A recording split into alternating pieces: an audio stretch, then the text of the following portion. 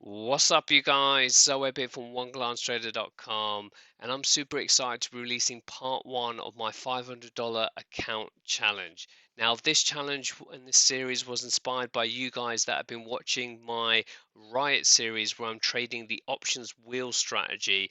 And some of you guys have commented that, the returns I'm showing is really good. However, the amount of capital you potentially need to get started is quite high. So in the Riot example, I do own 100 shares of Riot at 33.50 from memory. So I needed $3,350 in collateral, and I appreciate that some of my audience may not have that amount of money available to them to trade, and they're looking for an options trading strategy where they can trade for as little as $500. So this is what's inspired this challenge, and hopefully the plan is to really look to get 50%, 60, 70% in a matter of 8 to 10 weeks, and I'll be documenting the whole series, the good and the bad of this. So if you guys are interested in understanding what my strategy is, showcasing my trades, and watching and following me on this journey, please make sure you smash that like button and don't forget to subscribe and hit that bell notification icon. So as it says on the slide here, I'll be trading put credit spreads, which is an options trading strategy, which I'll go on to inside the coming slide. So what is the trading plan for this $500 account? So I first need to pick a stock or an underlying or an ETF, and I've decided to do Tesla, ticker symbol TSLA. And the reason why I've decided to do Tesla is that, well, there's two reasons. One, I'm really bullish on the stock, and put credit spreads is a bullish strategy, which we'll go on to inside a second. And secondly, is the volatility of Tesla. Tesla is still a very volatile stock. It's gone over the $1,000 mark recently, and it's really inside overbought territory at the moment, which could potentially be having a pullback as we've seen over the last few days. But I'm trying to play this as safe as I possibly can, which I'll go on to in terms of the trading strategy and trading criteria. But Tesla, because the volatility is there, so therefore there's higher premiums and credits to receive, and I'm long-term bullish on the stock.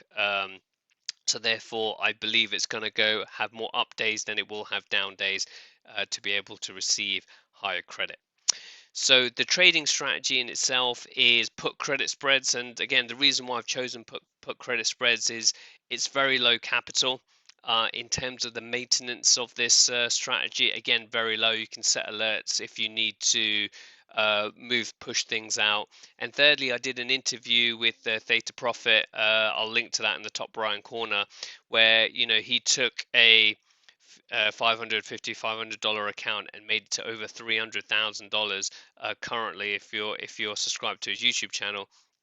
And he predominantly traded put credit spreads on Tesla. So I'm watching and I'm subscribed to his channel as well, so I can see what plays he's doing to make sure it's the kind of plays that I'll be doing as well. So it's good to understand what's happening with Tesla and the news and everything like that, but also having someone that has been doing this strategy on Tesla at a bigger scale for the last 18 months or so, it's also good to understand what he's doing. So at a very top line level, what a put credit spread is you firstly it's a two leg strategy trade where you first sell a put. So if you guys remember or watch my videos on the wheel strategy, is that you first sell a put on a stock, and let's just say that you sell a put at the $100 strike, which basically means that I'm willing to buy. In this case, we're going to be doing one contract, 100 shares of the underlying at $100. Now, so to do that, you would need to put up um, the collateral of the strike times by 100, because it's one contract for 100 shares. So in this particular example, you need to put down $10,000, and appreciate that not a lot of people have $10,000. So what we do to alleviate that kind of risk of the collateral is then we also buy a put right underneath or one strike lower than uh, than the 100. So in this example, let's just say you sell the 100 put and you receive a credit, you then buy the 95 put, which pay for a debit, and you use some of the credit you received from the sell to buy the put, and then the difference you receive is going to be a net credit, which we'll talk about inside a second. So that basically buys the protection. If the price does tank down, you then have that protection. So your risk is only the width of your strike. So in the example I've just mentioned, is that you sell the 100 and you buy the 95. The difference between the two strikes is $5. $5, so times by 100 shares is $500. So, and we'll go into an example of this in the next slide, where we look at the first trade that I've done for Tesla. So we're going to be selling a put, receiving a credit. We're going to be buying a put at the same time, which is going to cost us money, but we're going to use the credit we receive to pay for that debit, and then we will keep the difference. So money will be coming in the door. So the aim is to grow this $500 account, is to keep receiving that net credit every time we place this trade, in the hope that Tesla does not close below our sell put level. And the size of the strikes, so between the 195 example we did, we're going to be doing 5-point strikes, because that is the minimum for Tesla. Because it's over a $1,000 stock, it goes in $5 increments. So we'll be doing a 5-point strike, so it's $100 per point, and therefore we'll be risking $500 of our capital to place this trade. And like I said, the aim is to get a net credit, and the goal is to get around 10%, net credit. So for example, if we put this trade on and risk $500, what I'm trying to do is get around $50 through the door, as a net credit. And then as those $50 build up every time we do this, we'll then have enough collateral, hopefully double the account, but then be able to place another put credit spread on Tesla. So then we'll have two put credit spreads, so therefore start making around $1,000, therefore making around 10%, so $100. So you can see how quickly that this can compound if things go according to plan. But as we know, that things can change quite drastically, because if Tesla tanks close to my sell put strike, I then need to do some readjustments, which if that does happen, I'll document it, see what we're doing, and we'll cross that bridge when we come to it. So I hope that makes sense. So we're selling a put, buying a put. There will be a $5 gap between the put, the sell put, and the buy put, and we will receive a net credit of roughly about 10%. That is the goal.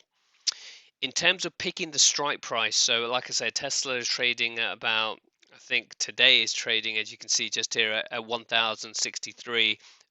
When I placed this trade, it was slightly higher, but what strike price do we do that is comfortable, that gives us enough runway in case Tesla does pull back even further, is nowhere near our strikes. So what I'll be doing is using, support and resistance, which I've spoken a lot about on this channel. Very, very basic stuff there, and it tends to hold kind of true. And I'll be using an indicator called the average true range, which I'll talk about when we look at Tesla's chart as well. So that's going to basically tell us the average range over a set time period, the highs and the lows of Tesla. So that gives us a view of the volatility, and the aim is to be in and around that volatility or outside of that volatility over the duration of the option. And what I'm planning on doing is placing this trade with an expiration date 3 weeks out.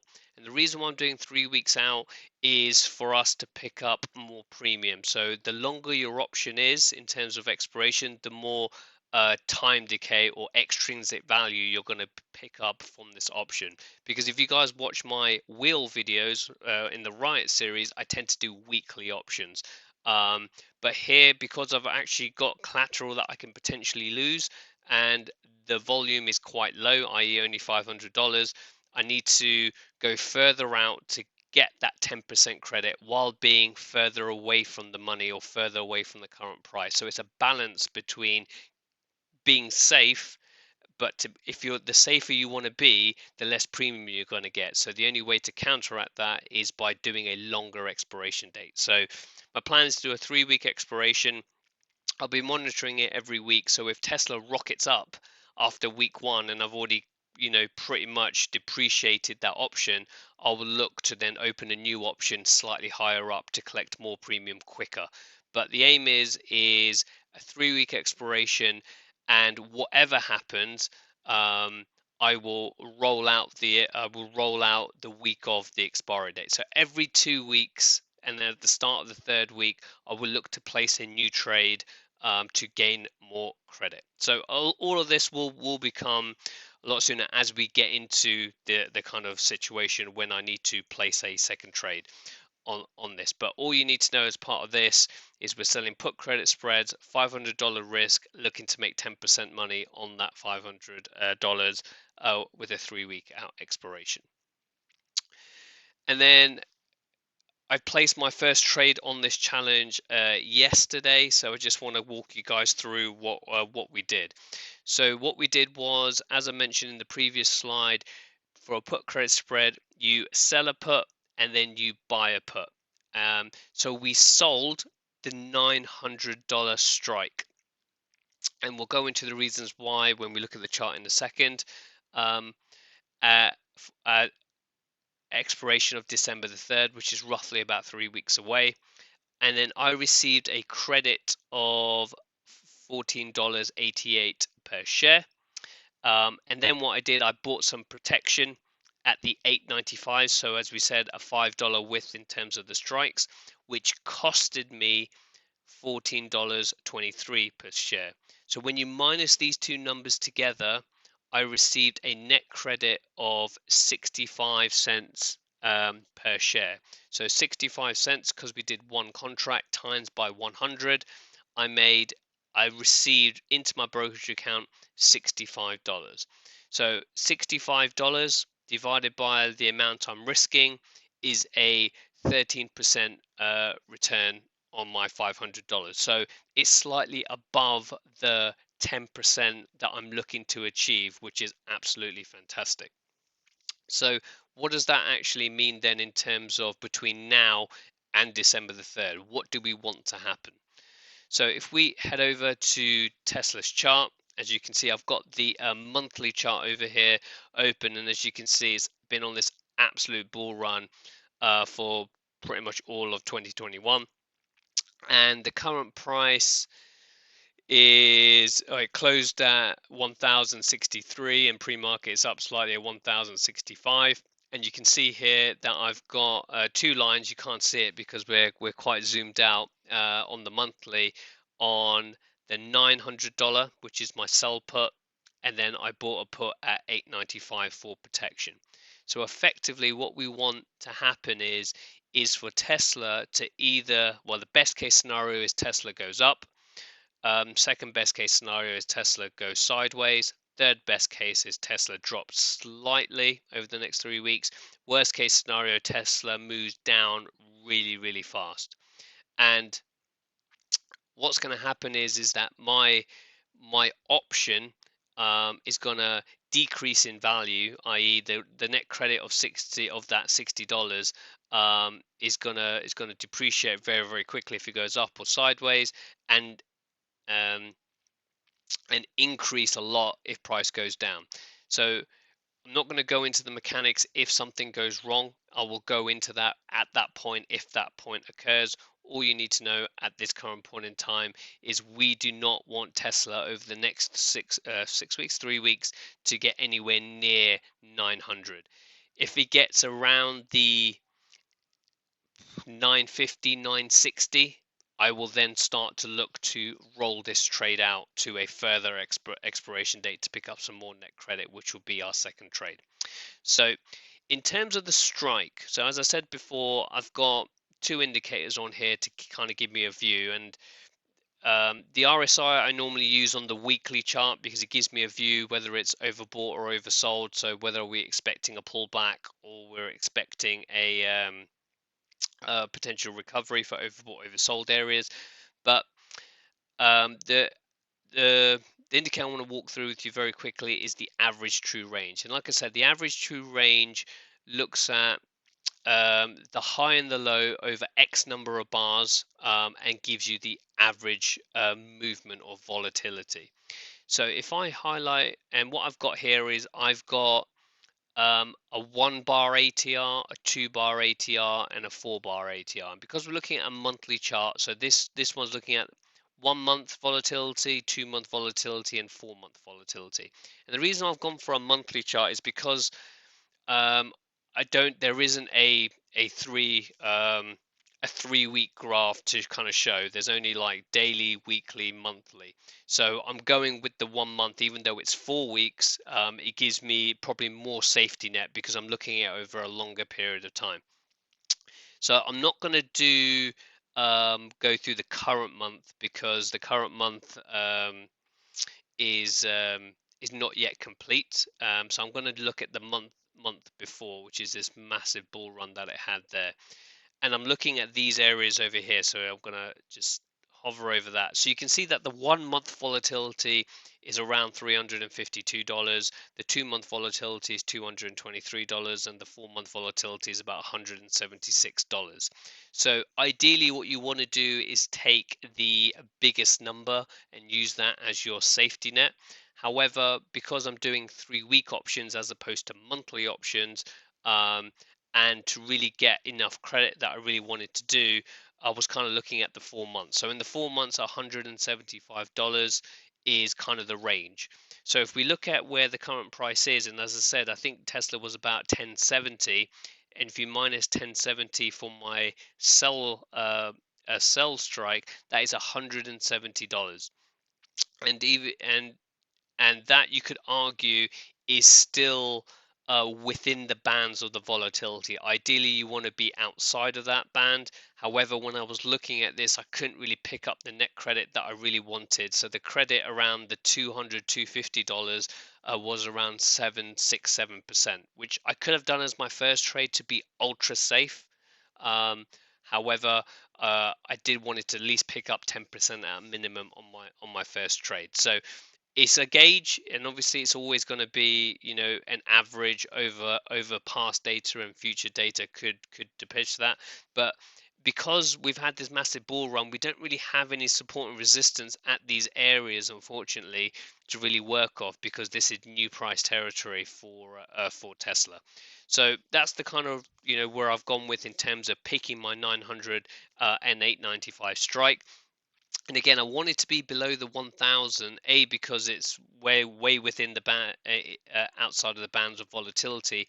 But I'm also expecting, what was the low on this one? The low on this was 987, and I felt that the $1,000 psychological round number level would form as some sort of a support area, which it kind of has. If you look at the low at the moment for the month, is $987. So it's not going to be absolutely 1000. It's more of a range. So I'm fairly comfortable with this, and like I said, is I'm not going to get involved in this trade unless Tesla rockets all the way up in over the next week and a half. Then there's no point me keeping this option open if I've already accumulated 90% of the $60.